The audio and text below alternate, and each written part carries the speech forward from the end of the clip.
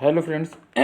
आज हम लोग समावेशी शिक्षा की अवधारणा एवं विशिष्ट आवश्यकता वाले बच्चों से संबंधित 200 क्वेश्चनों की सीरीज में 55 क्वेश्चन देखेंगे। बाकी क्वेश्चन अगली वीडियो में देखेंगे। देखते हैं हम लोग पहला प्रश्न ये कह रहा है, निम्न में से पिछड़े बालक की समस्या है, यानी पिछड़े बालक की समस्या क्या होती है। तो इसमें जो आपका सही होगा, स्कूल संबंधी समस्याएं, संवेगात्मक समस्याएं, सामाजिक समस्याएं या ये सभी। तो पिछड़े बालक की समस्या में ये तीनों समस्याएं आती हैं, इसलिए ऑप्शन नंबर डी सही होगा। अगला क्वेश्चन, प्रतिभावान बालकों की पहचान किस प्रकार की जा सकती है। तो प्रतिभावान बालकों की अगर पहचान करना है तो इसको आप कैसे कर सकते हैं। पहला बुद्धि परीक्षण द्वारा, दूसरा अभिरुचि परीक्षण द्वारा, तीसरा उपलब्धि परीक्षण द्वारा या इन सभी से। तो ये जो तीनों प्रोसेस हैं ये तीनों के द्वारा आप कर सकते हैं। अगला क्वेश्चन, पिछड़ा बालक वह है जो अपने अध्ययन के मध्यकाल में अपनी कक्षा कार्य जो अपनी आयु के अनुसार एक कक्षा नीचे का है करने में असमर्थ रहता है। यह कथन किसका है। तो यह कथन जो है यह कथन है बर्ड का, ऑप्शन नंबर बी। फिर देखते हैं हम लोग अगला क्वेश्चन, वंचित वर्ग के बालकों के अंतर्गत बालक आते हैं, यानी वंचित वर्ग का जो बालक होता है वह उनके अंतर्गत कौन कौन से बालक हैं जिनको हम लोग वंचित वर्ग में रखेंगे। अंध व अपंग बालक, दूसरा मंद बुद्धि व हकलाने वाले बालक, तीसरा पूर्ण बधिर या आंशिक बधिर। तो वंचित वर्ग में ये सारे के सारे आ जाएंगे, इसलिए ऑप्शन नंबर डी सही होगा, उपर्युक्त सभी। अगला क्वेश्चन, सृजनात्मक योग्यता वाले बालकों की बुद्धि कैसी होती है। पहला ऑप्शन निम्न होती है, दूसरा प्रखर होती है, तीसरा निम्न और प्रखर न तो निम्न होती है और ना ही प्रखर होती है, और चौथा कह रहा है कि उपर्युक्त में से कोई नहीं। तो सृजनात्मक योग्यता वाले बालकों की जो बुद्धि होती है न तो निम्न होती है और ना ही प्रखर होती है, option number C. Next question, विद्यालयों में तीव्र एवं मंद बुद्धि बालकों के लिए निम्न में से शैक्षणिक व्यवस्था होनी चाहिए। कैसी व्यवस्था होनी चाहिए। अवसर की समानता होनी चाहिए, दूसरा पाठ्यक्रम में समृद्धि होनी चाहिए, तीसरा अहमन्यता को रोकना चाहिए, और चौथा कह रहा है इनमें से सभी। तो इसके लिए ऑप्शन नंबर डी सही होगा, ये सारे गुण होने चाहिए।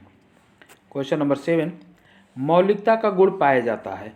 मौलिकता का गुण प्रगत प्रतिभावान बालकों में पाया जाता है, सृजनशील बालकों में पाया जाता है, धनी परिवार के बालकों में पाया जाता है, या शिक्षित माता पिता के बालकों में पाया जाता है। तो मौलिकता का गुण पाया जाता है सृजनशील बालकों में, option number B. Question number 7 में होगा option number B. Question number 8, बालकों में समस्यात्मक व्यवहार का कारण नहीं है। ऑप्शन देखिए पूछा जा रहा है नहीं है, तो क्या नहीं है। निर्धनता, अत्यधिक लाड़ प्यार, मनोरंजन की सुविधा और अनैतिक व्यवहार। तो इसमें जो सबसे सही होगा वह होगा ऑप्शन नंबर सी, मनोरंजन की सुविधा। अगला क्वेश्चन, मानसिक विकास का परिणाम होता है। मानसिक विकास का परिणाम क्या होता है। पहला, बालक की याद करने की योग्यता में वृद्धि, दूसरा बालक की सामाजिकता में वृद्धि, तीसरा बालक के द्वारा स्वानुभवों द्वारा लाभ प्राप्ति की योजना, और चौथा उसकी सामान्य योग्यताओं में वृद्धि। तो इसमें जो सही होगा वो होगा ऑप्शन नंबर सी, बालक के द्वारा स्वानुभवों द्वारा लाभ प्राप्ति की योग्यता। क्वेश्चन नंबर 10, कक्षा में पढ़ाई में पिछड़े हुए छात्रों के प्रति आपका दृष्टिकोण। तो आपका दृष्टिकोण कैसा होना चाहिए उनके पिछड़ेपन के कारणों को ढूंढने में, और यही सही है, option number A. Question number 11, यदि आपका मन अपनी निजी समस्या से ग्रसित है तब आप क्या उचित समझेंगे। तो क्या उचित समझेंगे, अपना मन छात्रों को डांट कर हल्का कर लेंगे, गलत। छात्रों को पढ़ाएंगे नहीं, ये भी गलत। छात्रों से मारपीट करेंगे, ये तो एकदम गलत। और अपनी समस्या अपने तक सीमित रखेंगे, यही सही है, option number D. Question number 12, अपनी कक्षा में कुछ छात्रों की दृष्टि कमज़ोर है। आपकी कक्षा में कुछ छात्र ऐसे हैं जिनकी दृष्टि कमज़ोर है, परंतु वह पढ़ने में भी कमज़ोर है। वह आपसे निवेदन करते हैं, ठीक है, कि वह श्यामपट्ट पर देख नहीं पाते हैं, तो उन्हें आगे बैठने की अनुमति दे दी जाए। तो आप ऐसी स्थिति में क्या करेंगे। तो आप ऐसी स्थिति में क्या करेंगे। आप पहला ऑप्शन दे रहा है कि आप उन्हें डांट कर देंगे कि पढ़ने में तो मन नहीं लगता और आगे बैठना चाहते हो। दूसरा ऑप्शन ये कह रहा है कि उन्हें चश्मा प्रयोग करने की सलाह देंगे। तीसरा ऑप्शन ये कह रहा है कि उनकी इच्छा अनुसार उन्हें आगे बैठा देंगे जिससे वह श्यामपट्ट पर लिखा देख सकें, और यही सबसे सही ऑप्शन है, option number C. Question number 13 में कह रहा है एक बालक की बुद्धि लब्धि 150 है, तो वह बालक है, वह कैसा बालक है? तो वह अति प्रतिभाशाली बालक है। 150 बुद्धि लब्धि वाला बालक अति प्रतिभाशाली बालकों की श्रेणी में आता है। क्वेश्चन नंबर 14, बालकों के समस्यात्मक व्यवहार के उपचार हेतु कौन कौन सी विधियों का प्रयोग किया जाता है? तो यह किया जाता है विद्यालय उपचार विधि, ऑप्शन नंबर ए। अगला क्वेश्चन, मनस्तापी बालक कितने प्रकार के होते हैं? तो मनस्तापी बालक जो होते हैं यह 4 प्रकार के होते हैं। मनस्तापी बालक कितने प्रकार के होते हैं? 4, ऑप्शन नंबर ए। विकास की अवस्थाओं की दृष्टि से समस्यात्मक बालकों को कितने प्रकारों में बांटा जा सकता है? तो इनको कितने प्रकारों में बांटा जा सकता है? इनको 5 प्रकारों में बांटा जाएगा, ऑप्शन नंबर बी। समस्यात्मक बालक 5 तरह के। क्वेश्चन नंबर 17, यूनेस्को ने किस वर्ष को विकलांगों का अंतर्राष्ट्रीय वर्ष घोषित किया? विकलांगों का अंतर्राष्ट्रीय वर्ष घोषित किया गया था, ऑप्शन नंबर डी 1982 को। क्वेश्चन नंबर 18, निम्न में से पिछड़े बालकों की शिक्षा के स्वरूप में कौन सी बातें सम्मिलित की जानी चाहिए? ऑप्शन नंबर ए विशेष शिक्षण विधियों का प्रयोग, दूसरा विद्यालय में विशिष्ट कक्षाओं की व्यवस्था, तीसरा विशेष पाठ्यक्रम की व्यवस्था, और चौथा उपर्युक्त सभी। तो ऑप्शन नंबर डी सही होगा, ये सब करना चाहिए। क्वेश्चन नंबर 19, कुशाग्र बुद्धि अथवा प्रतिभाशाली बालक वह है जो निरंतर किसी भी उचित कार्य क्षेत्र में अपनी अद्भुत कार्यकुशलता तथा प्रवीणता का परिचय देता है। यह कथन किसका है? तो यह कथन है हैविंग हर्स्ट का, option number D. Question number 20, विशिष्ट बालक का संबंध है। विशिष्ट बालक का संबंध किससे है? तो विशिष्ट बालक का संबंध बुद्धि स्तर से है, option number A, option number A. Question number 21, Terman के अनुसार विशिष्ट बालक की विशेषता क्या है? तो टर्मन के अनुसार विशिष्ट बालक की विशेषता ये होती है उसका बौद्धिक विकास, ऑप्शन नंबर सी।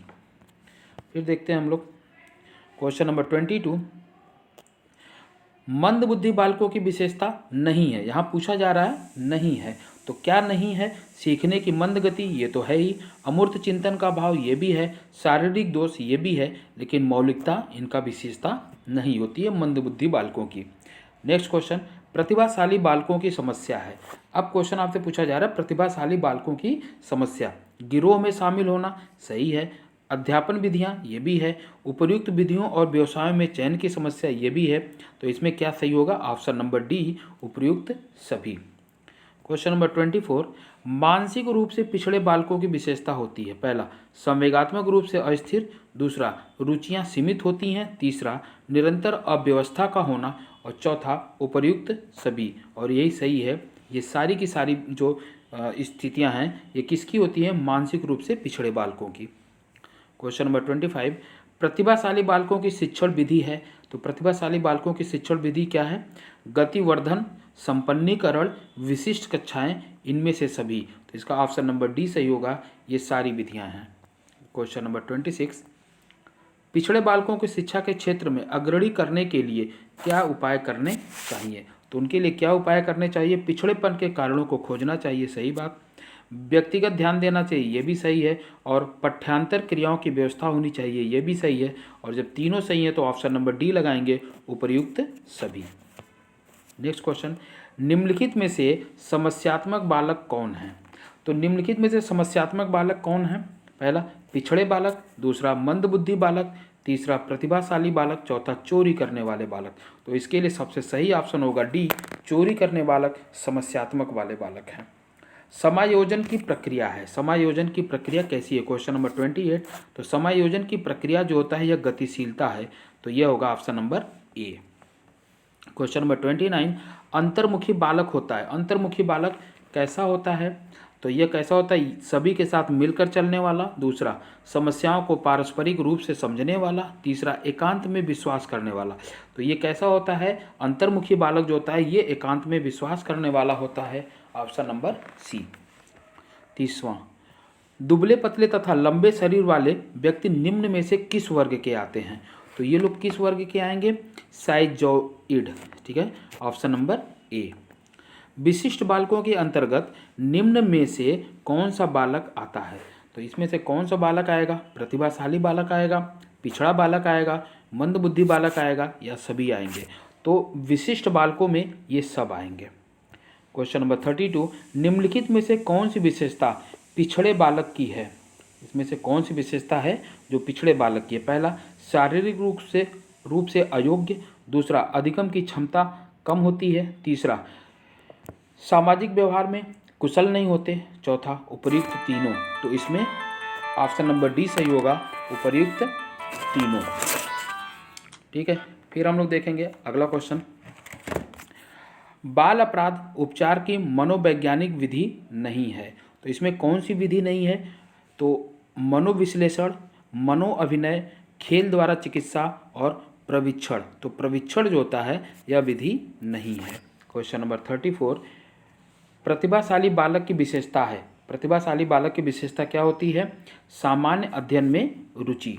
Option number D. Question number 35, मानसिक दृष्टि से पिछड़े बच्चे आमतौर से कैसे होते हैं? तो ये आमतौर से कैसे होते हैं? अनुशासनहीन होते हैं। अगर मानसिक दृष्टि से पिछड़ा बच्चा है तो वह कैसा होगा? ऑप्शन नंबर डी, अनुशासनहीन होगा। क्वेश्चन नंबर 36, मानसिक रूप से पिछड़े बच्चों को आप क्या सिखाना पसंद करेंगे? पहला, नियमित पाठ्यचर्चा की पढ़ाई, किंतु उन्हें काम के लिए दुगना समय देंगे। दूसरा, उन्हें आवश्यक बातें रटा देंगे। तीसरा, उन्हें अकेले यात्रा करने, पैसे खर्च करने, हिसाब रखना आदि जैसे व्यवहारिक क्रियाकलापों के माध्यम से सक्षम बनाएंगे। ऑप्शन नंबर सी सही है। अगर मानसिक रूप से कोई बच्चा पिछड़ा है तो आप उसको अकेले यात्रा करने देंगे, पैसा खर्च करना सिखाएंगे, हिसाब रखना सिखाएंगे। इस तरह से व्यवहारिक क्रियाकलाप सिखा करके उसको आप सिखाएंगे, कुछ भी सिखाना।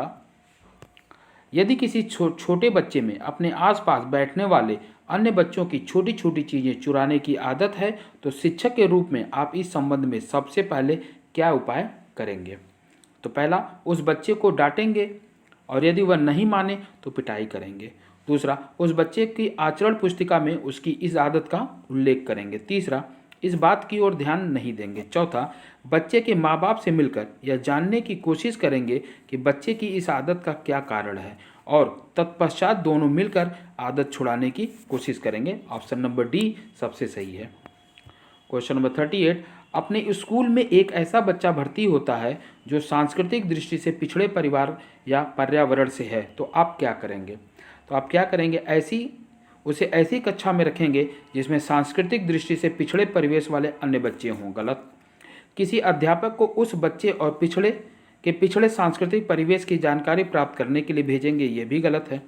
तीसरा ऑप्शन दे रहा है, उसे सामान्य कक्षा में रखेंगे किंतु उसके विशेष शिक्षण का प्रबंध करेंगे, यही सबसे सही ऑप्शन है, ऑप्शन नंबर सी।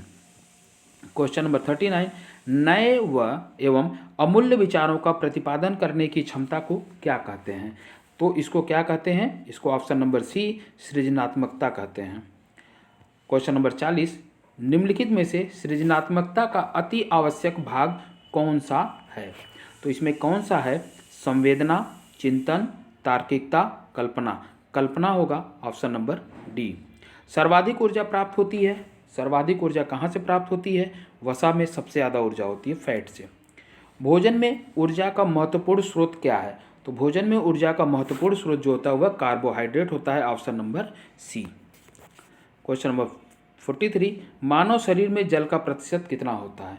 तो मानव शरीर में जल जो होता है लगभग 70% होता है, ऑप्शन नंबर बी। अगला क्वेश्चन, मनुष्य को संतुलित भोजन न मिले और वह अनियमित जीवन व्यतीत करे, इस दशा को कहते हैं। इस दशा को क्या कहते हैं? इसको कहते हैं कुपोषण, option number C.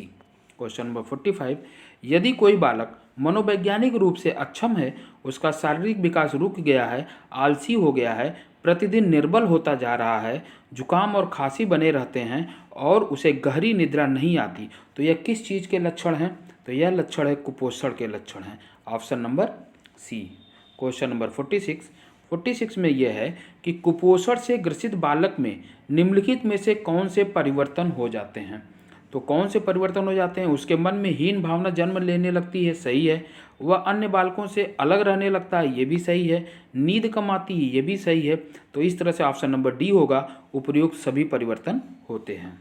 Question number 47, यदि किसी बालक का चेहरा कांतिहीन हो गया है, शरीर में सांस की कमी हो गई है, खाल लटक गई है और मांसपेशियों में ढीलापन आ गया है, तो वह कैसा बालक होगा? वह कुपोषण से ग्रसित बालक होगा। ऑप्शन नंबर सी।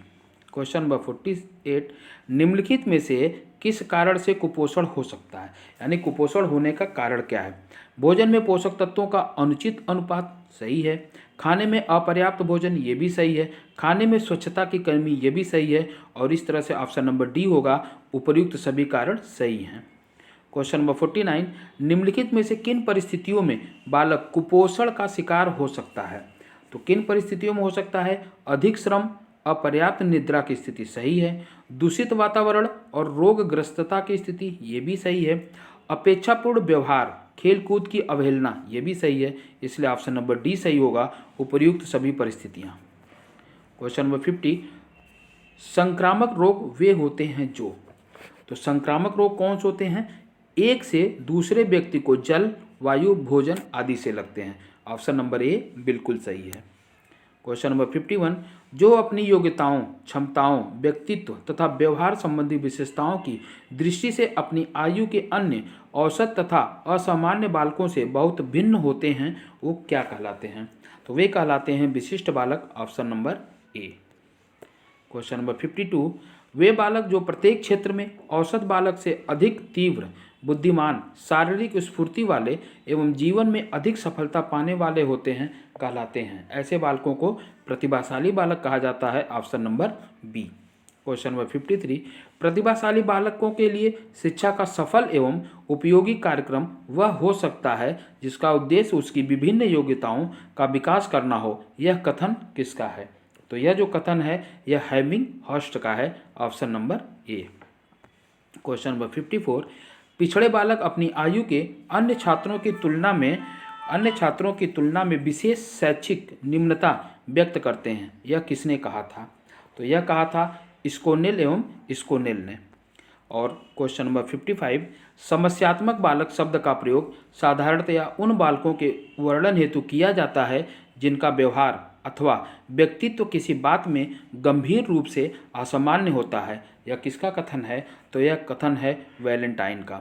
इस तरह से हम लोगों ने पार्ट ए में 55 क्वेश्चन किए और बाकी के क्वेश्चन अगली वीडियो में करेंगे। तब तक के लिए थैंक यू।